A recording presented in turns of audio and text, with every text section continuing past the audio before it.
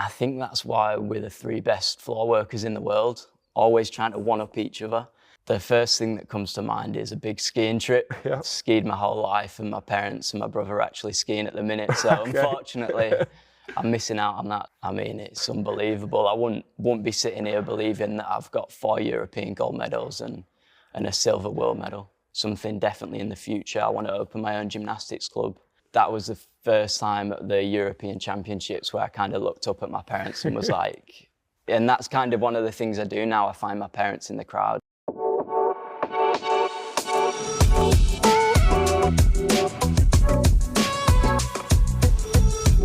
Luke, how are you, mate? Good, thanks. Good. How are you? Yeah, good. Thank you for inviting us here. It's your second home, innit? Pretty much. How often do you spend time here? Pretty much every day, apart from Saturdays. So. And have you always been here? No, I started at a club in Halifax. Oh, right, okay. Yeah, and then moved. And you're still in Halifax now? Still live in Halifax, yeah. So yeah, Luke, New Year, we're still in February. Just wondering, like, when you approach a new year, is there a moment where you reflect on last year and maybe reset and set goals? How does it work? I think a little bit.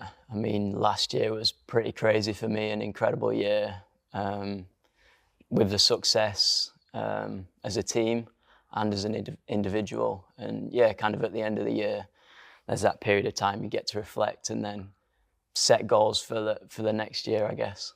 And in terms of goals, how do you set them? Is it medals? Is it competitions? Is it D scores, E scores, apparatus? Is it a mixture of everything? How does that all work? I'd say a mixture of everything.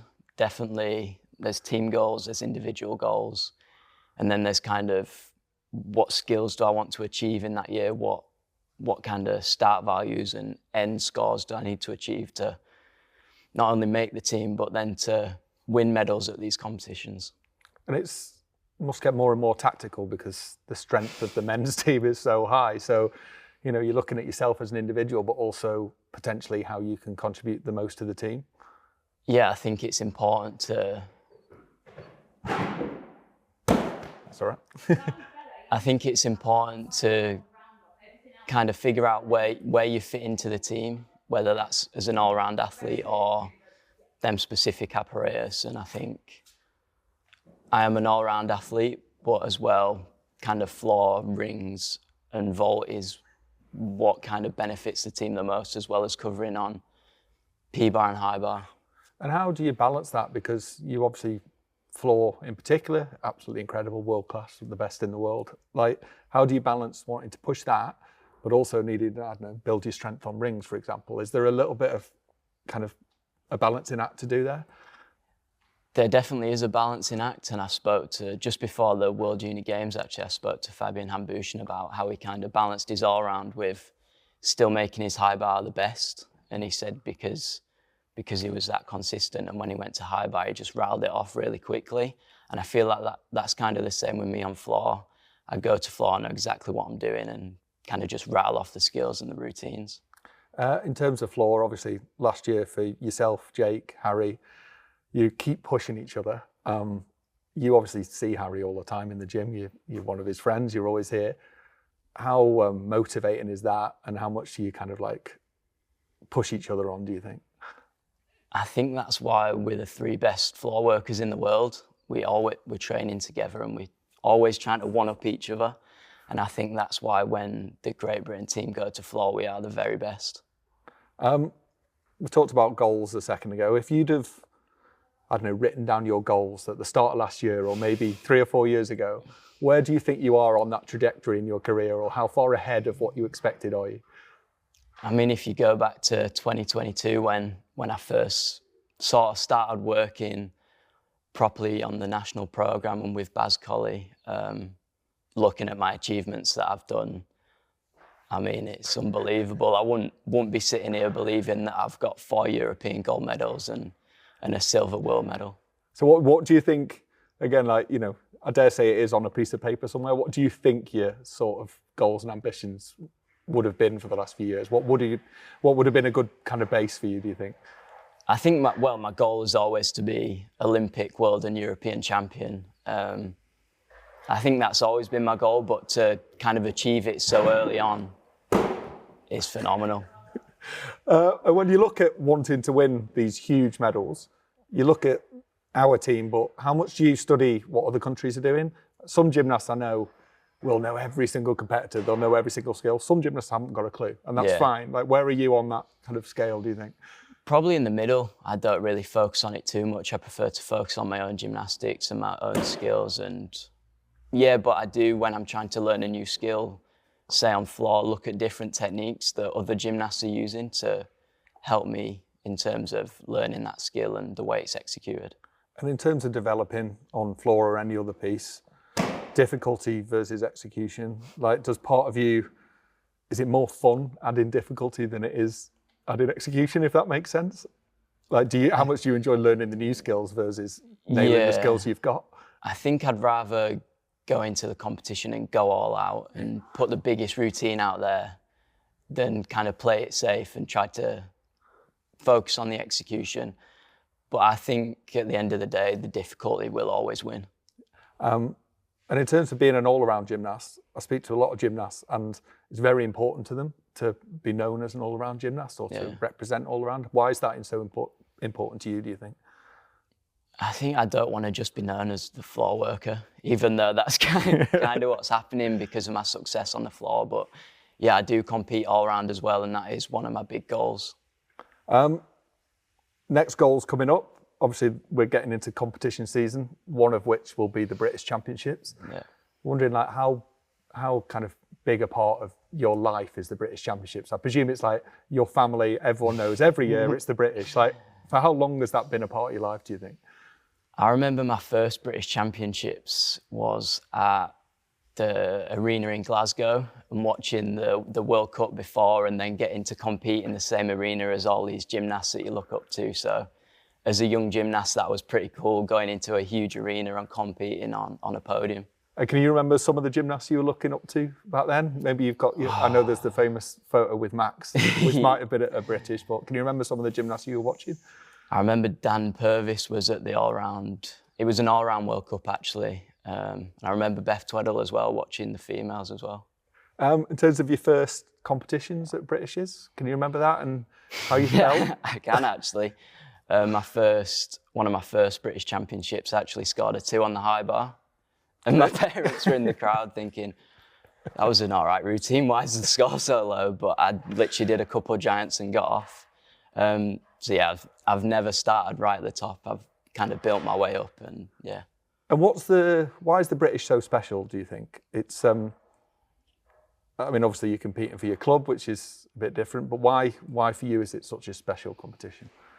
I think it's just the gymnasts that are there, but also the people that get to come and watch, the family members, the support networks. It's not in a country where they can't come to, so it's quite easy for people to come and support you, and yeah, family members and the wider family can come and watch and support. And looking at this year's British, every competition's important, but obviously we're then looking at potential Commonwealth Games, Europeans, Worlds, before you know it, the next Olympics is coming around. So how important is the British on that journey, and what are you hoping to achieve this year? It's really important. It's one of the selection events for the Commonwealth Games, the European Championships. So definitely important for me to get a floor score out, a vault score and rings, but also the other apparatus I'm working really hard towards as well.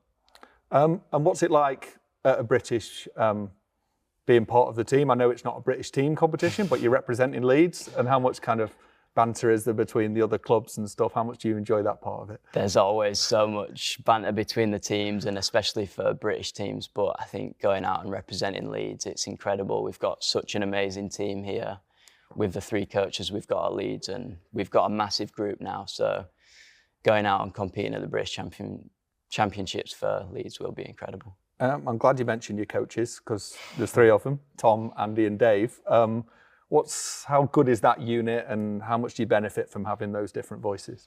It's definitely important. We've got 3 different coaches, so you get 3 different kind of eyeballs and ideas and different ways to either do a skill or come up with a routine.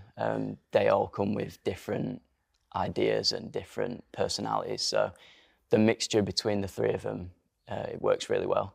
And what works for you in terms of training? Like, if you were going to have a perfect training session or a happy training session, what would that look like for you? I don't know, to be fair, just I don't actually know.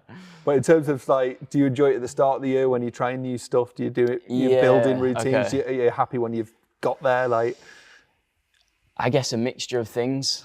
There's always that beginning of the year learning new skills, and it's an exciting time. And then there's that period of time where you're consolidating the skills, which is a difficult period.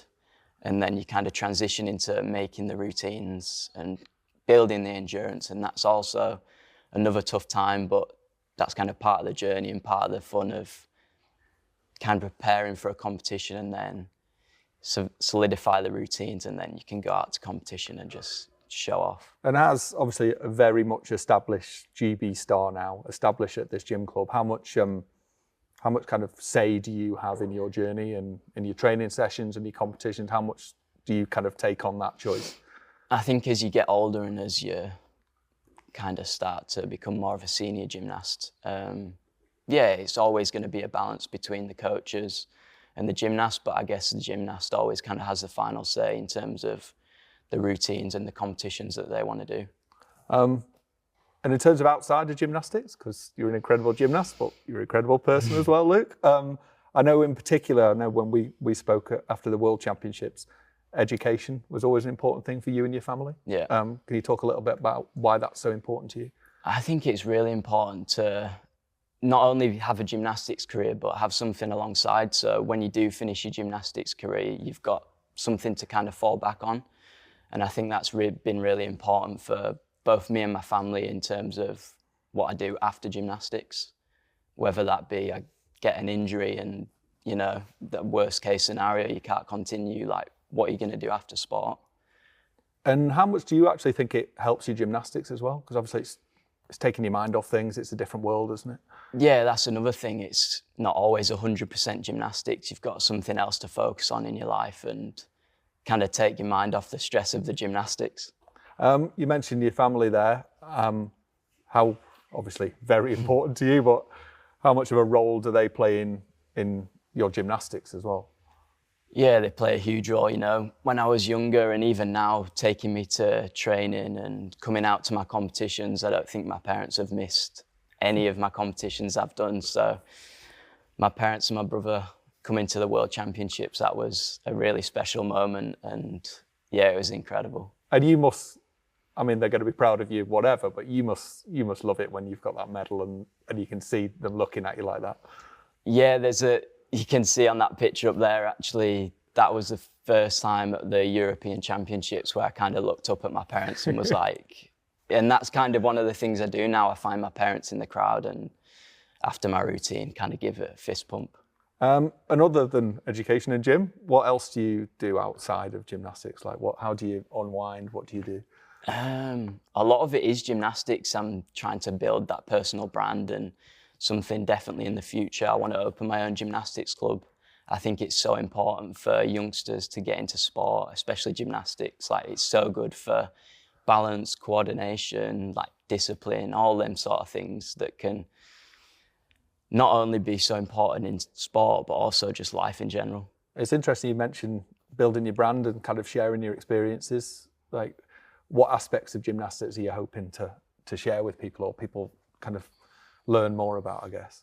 I think the highs and lows. Like, my gymnastics career has had incredible highs, but a lot of lows as well. And especially last year, a lot of people probably don't know the injury that I had before European Championships and kind of managing that throughout the year.